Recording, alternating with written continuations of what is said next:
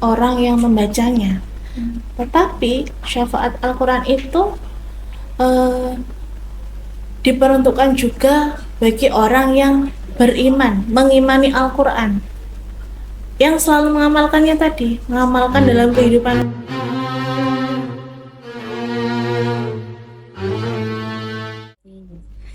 Assalamualaikum warahmatullahi wabarakatuh.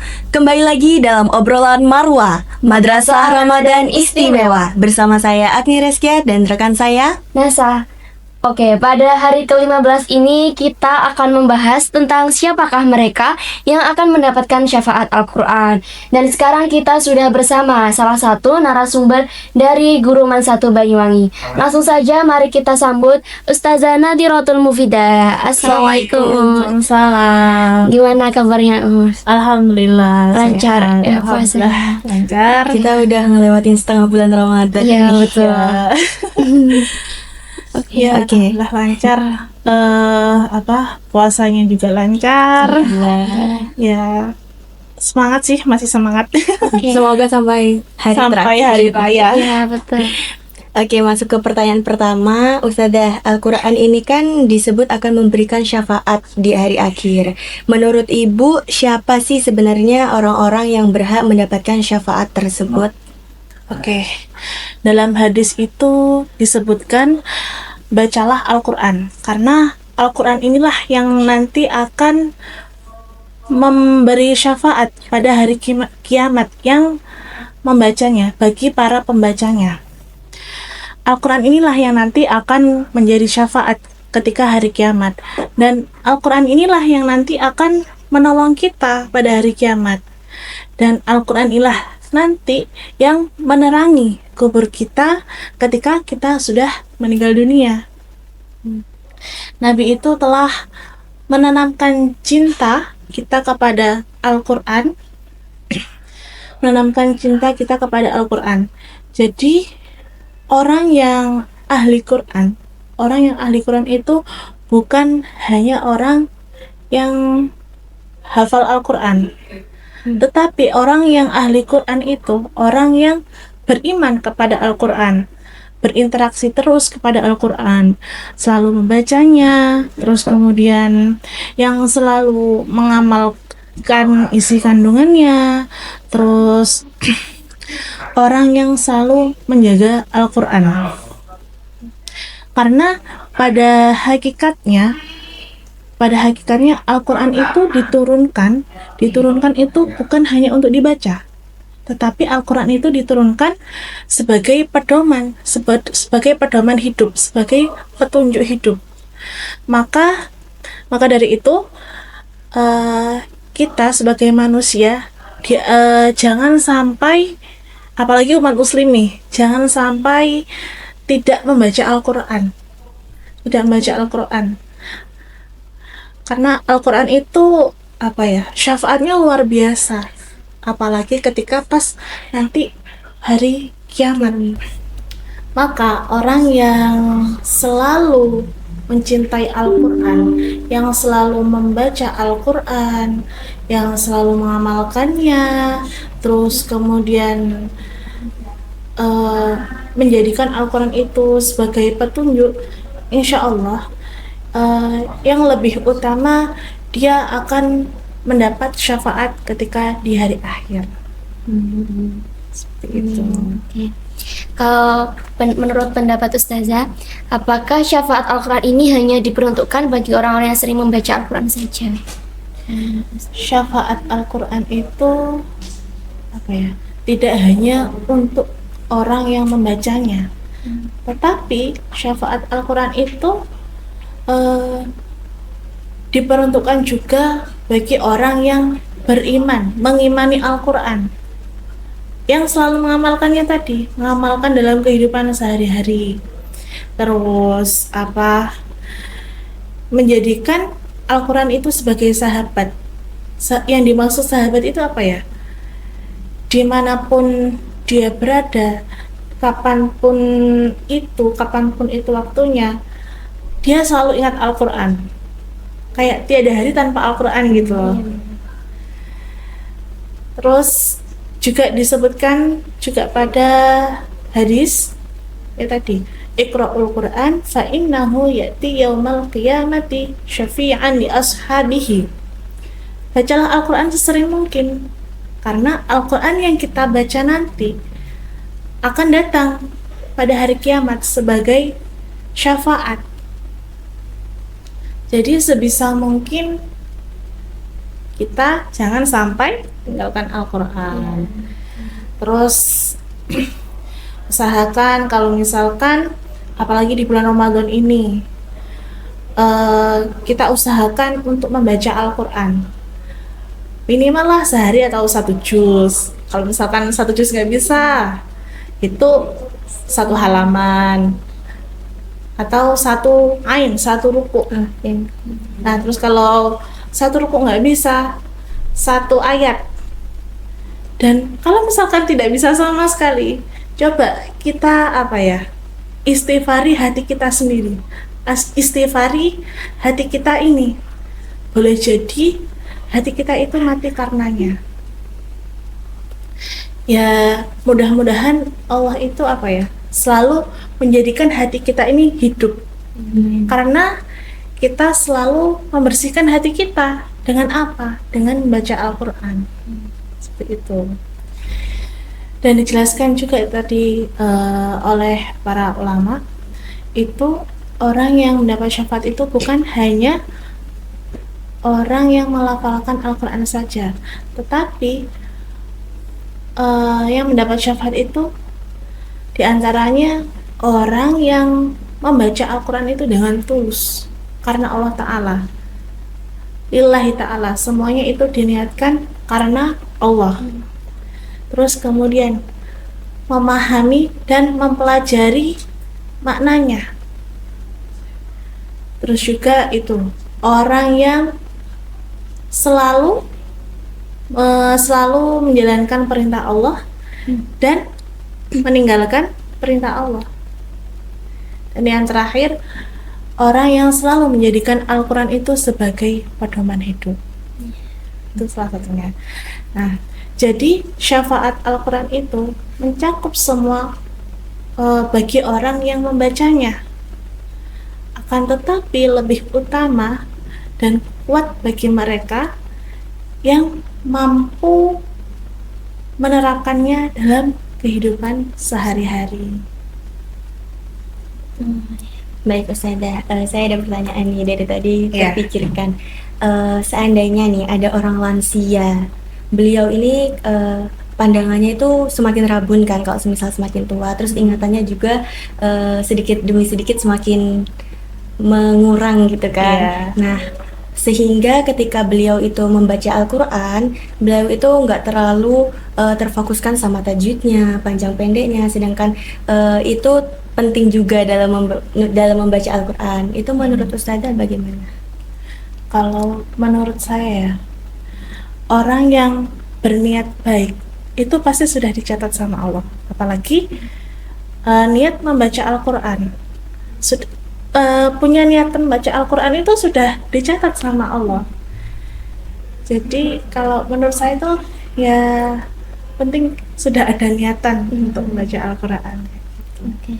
Untuk urusan pahala Allah yang mengatur Iya, nanti. itu sana yang benar. Itu. Oke, Mas. Sebagai seorang guru nih, bagaimana cara Ustazah menumbuhkan kecintaan terhadap Al-Quran pada seorang siswa agar tetap menjadi kebutuhan hidupnya? Oke. Sebagai pengajar, untuk siswa lebih mencintai kepada Al-Quran dan bisa menerapkan dalam kehidupan sehari-hari itu bisa dimulai dengan adanya program kegiatan.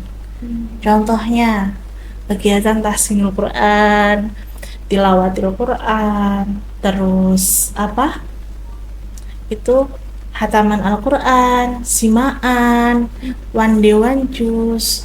Nah, dengan adanya program tersebut, nanti pasti mereka itu akan punya target untuk membaca Al-Quran, dan mereka akan terbiasa dengan membaca Al-Quran. dengan keterbiasaan tersebut, lama-kelamaan seiring berjalannya waktu, mereka itu cinta gitu loh dengan Al-Quran. Bahkan Al-Quran itu akan dijadikan sebagai sahabatnya.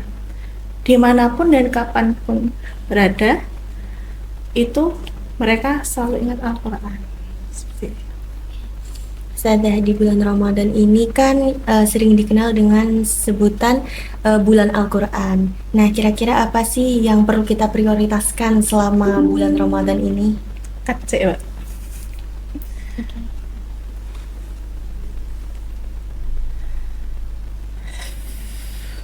Bukan, Mbak.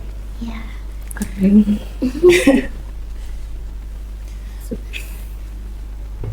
Dah. Oke, untuk amalan ketika bulan Ramadan. Amalan ketika bulan Ramadan, saya pernah dengar ceramah dari salah satu ustadz. Setidaknya ada 5 amalan ketika bulan Ramadan, pada saat bulan Ramadan. Yang pertama itu Syahrus Siyam, bulannya berpuasa. Maka dari itu semua umat muslim diwajibkan untuk berpuasa. Terus kemudian yang kedua yaitu Syahrul Qiyam, bulannya untuk mendirikan sholat. Rumusnya gini, yang wajib dijaga dan yang sunnah ditambah. Rumusnya, yang wajib dijaga dan yang sunnah ditambah. Dan amalan yang paling salah satu amalan yang paling dicintai Allah itu yaitu as-sholatu fi awwali waqtiha. Sholat di awalnya waktu. Sholat di awalnya waktu. Mungkin di bulan-bulan lain itu ketika sholat berjamaah itu pahalanya kan 27 derajat. Tapi ketika di bulan Ramadan ini, pahalanya itu sama Allah akan dilipat gandakan. Karena apa? Saking mulianya bulan Ramadan ini. Kemudian yang ketiga, Syahrul Quran, bulannya Al-Quran. Kan Mbak?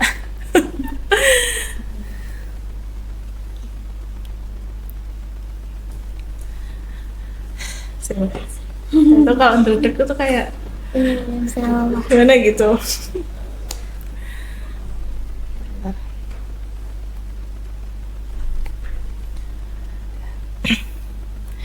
Yang ketiga yaitu Syahrul Quran, bulannya Al-Quran.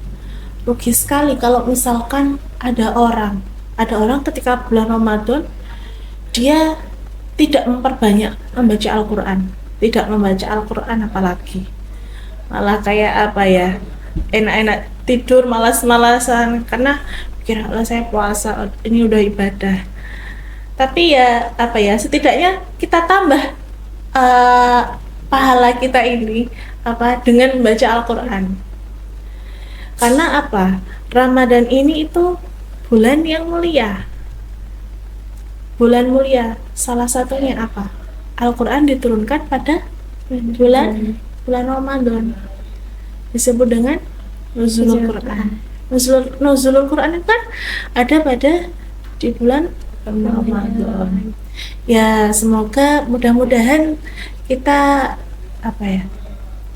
mendapat kemuliaan pada bulan Ramadan ini. Terus yang keempat itu sedekah. Yang utama itu adalah sedekah harta. Di antaranya infak. Contohnya memberi makan orang yang sedang berpuasa, memberi makan orang yang sedang berpuasa. Dalam hadis juga disebutkan, barang siapa yang memberi makan kepada orang yang berpuasa, maka pahalanya sama seperti orang yang berpuasa. Pahalanya sama seperti orang yang berpuasa tanpa dikurangi sedikit pun. Terus kemudian yang kelima yaitu Ramadan ini syahrud doa, bulannya berdoa. Setiap detik Ramadan, perbanyaklah kita untuk berdoa di bulan-bulan Ramadan ini. Apa ya? Insya Allah apa yang kita inginkan, yang kita panjatkan, diijabah sama Allah. Pokoknya minta aja wes ke Allah itu apa yang kita inginkan. Aku pengen sukses, aku pengen jadi ini, aku pengen ini. Semua wes panjatkan kepada Allah. Insya Allah itu nanti akan diijabah. Entah kapanpun itu, insya Allah pasti akan diijabah sama Allah. Terima kasih Ustazah untuk sama-sama. motivasinya tadi yang sudah disampaikan. Semoga bisa bermanfaat bagi kita semua, buat teman-teman juga yang nonton podcast ini. Nah teman-teman, itu dia tadi obrolan yang sudah kita bahas mengenai siapa sih yang akan mendapatkan syafaat Al-Quran. Semoga kita semua termasuk golongan dari orang-orang tersebut. Mungkin sebelum kita tutup obrolan Marwah kali ini, ada pesan yang akan disampaikan oleh narasumber kita. Oke. Saya masih ingat pesan dari pengasuh saya, punyai saya pas ketika mondok dulu, dan itu masih saya bukan terapkan ya, masih saya ingat dan berusaha saya terapkan gitu. Dawuhnya tuh gini, ojo mikir dadi opo, tapi ngaji bakal dadi opo-opo. Mengajilah, jangan berpikir mau jadi apa, karena orang yang berilmu itu pasti bisa menjadi apapun.